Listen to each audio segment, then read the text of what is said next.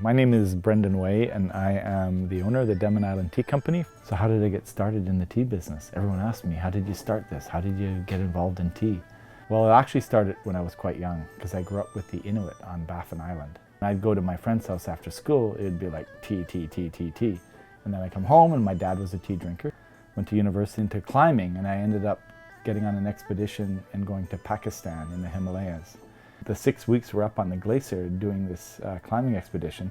The last couple days I went into the tent where the cook, Rosie Ali, was making chai, and I watched him. I watched him take up the black tea, mulch the spices, add the cinnamon, add the ginger, and then stew it all up into this beautiful concoction. And that to me was the first real eye-opening event I had with tea in my life. So I came back to Canada, pursued tea as an option, and I started brewing my own chai. And then in 1999, I opened up a tea house in Edmonton called Steeps, the Urban Tea House. It was more of a Starbucks-style tea cafe. Eventually, I had this review in the Edmonton Journal. A guy came in and loved the tea and wrote a little article on me, and people started showing up. And then I went on and I opened up 6 more tea shops after that. So I'd been immersed in the tea, the retailing end of tea for a very, very long time. And what happened is I actually got really tired of it. So we sold the tea shops and I basically took about 1.5 years off, went traveling again. And I was still thinking of the next stage of the tea business for me. I decided to get into blending, to creating the teas. So that's why when you buy tea from the Denman Island Tea Company, they're not somebody else's blends. So now I'm pretty much a blender and a wholesaler. And now that we've renamed the company to the Denman Island Tea Company, we're actually going back into the retailing aspect again. I moved my company to Denman Island for the sole purpose of planting all these tea bushes. So we've got a very beautiful microclimate all up along Lakon Road and along the bottom of this ridge here. The plan is to develop Canada's first commercial tea garden. So these will all be removed from here, put into individual pots, and then next spring we're going to put them outside in hedges and rows. And from that point on, it's going to be about 3 years of really babying them and looking after them. And then at about year 3 or 4, we should be able to get our first pick.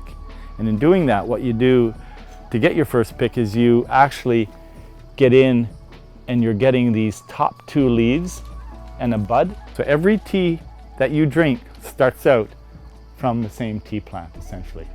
There are different varieties of tea plants, but there's still only really one tea plant. The only that makes it different is what you do with the leaf after you pick it. And it will carry on for 100 to 150 years.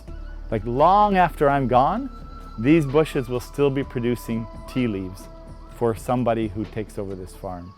So this is a legacy project. These tea bushes will produce tea for the next 100 to 150 years. We've left the greenhouse and now we're down here at the warehouse where we actually process and evaluate teas.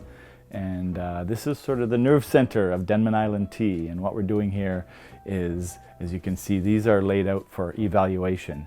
And one of the ways that we keep our tea of high quality is we're constantly cupping, we're constantly tasting, we're constantly adjusting our recipes. We mentioned yesterday that this is the tea that I'm hoping in the next 3 to 5 years to have Denman Island grown tea in. These are all from Camellia sinensis.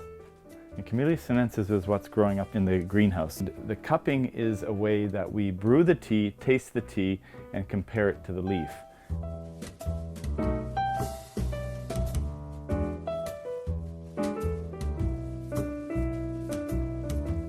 I personally don't want to drink any tea that has pesticides or herbicides or anything in it because I'm a lifelong tea drinker. All these pesticides and chemicals they spray on tea bushes, they will accumulate in your body. So it's in your best interest to drink the cleanest tea possible. And I mean tea that is grown as local, obviously as you can get it, and gardens that are certified organic. And those are the only gardens that I deal with. So that's a little bit about my history. I'm passionate about the product. You're imparting the benefit of good health onto people when you introduce them to good tea. I just love tea. It's a great thing.